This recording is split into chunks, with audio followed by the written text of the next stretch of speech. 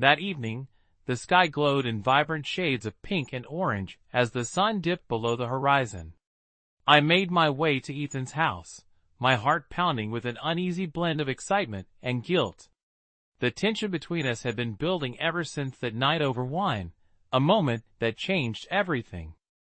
As I reached his front door, I hesitated. My hand hovered over the bell, knowing that once I stepped inside, the thin line between temptation and regret would become even harder to hold. With a deep breath, I rang the bell. Ethan opened the door almost instantly.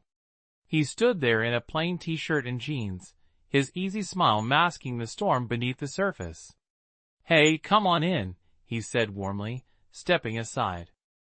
The smell of freshly brewed coffee filled the air, and his laptop sat open on the kitchen counter, scattered design files covering the screen.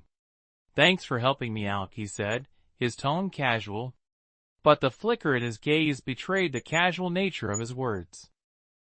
I smiled, trying to keep my composure. "Of course, I'm happy to help," I replied, though my voice came out softer than I intended. We sat together at the counter, laptops open. On the surface, we were working on a project, discussing files and exchanging ideas. But beneath the words, the air between us was charged with unspoken tension. Every time our hands brushed accidentally, I felt a spark, a dangerous reminder of what was bubbling beneath the surface. Hours seemed to pass in a haze of stolen glances and lingering touches. Then Ethan leaned back, stretching his arms. His voice dropped to a softer, deeper tone. "You know," he began, "I've really enjoyed spending this time with you, Claire. It's been a while since I've felt this connected to someone." His words hung between us, heavy with meaning. I knew I should laugh, deflect, change the subject. But instead, I found myself holding his gaze. "I feel the same," I whispered, almost without realizing it. Ethan stood, moving closer. My heart raced as he reached out, gently tucking a strand of hair behind my ear. His touch lingered longer than it should have, igniting something inside me I thought had long been buried.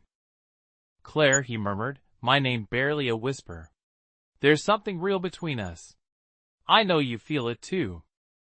In that moment, the world outside disappeared. All I could feel was the warmth of his hand on my arm, and the magnetic pull drawing us closer. "This is dangerous," I whispered, though my voice held little conviction.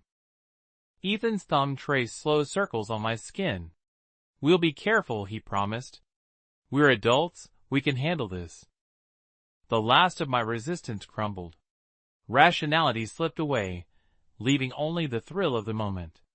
Before I could stop myself, our lips met in a kiss that felt inevitable, a culmination of everything unspoken between us. For a fleeting moment, it was just us, wrapped in a moment of passion. But then reality hit. I pulled away, breathless and overwhelmed by guilt.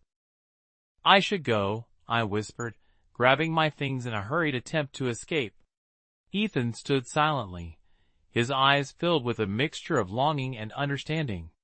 "I understand," he said quietly, though I knew this wasn't the end. For days, I avoided Ethan, trying to convince myself that the kiss had been a mistake. But the memory of it haunted me, replaying in my mind over and over. Just when I thought things couldn't get more complicated, life threw me a curveball. One morning, nausea hit me like a tidal wave. At first, I brushed it off as stress, but as the days went by, the symptoms persisted. My heart sank as the realization dawned. I was late. Panic set in as I took a pregnancy test, hoping desperately that it was a false alarm. But as 2 pink lines appeared, my worst fears were confirmed. I was pregnant. And the father wasn't my husband. It was Ethan's son, Ryan.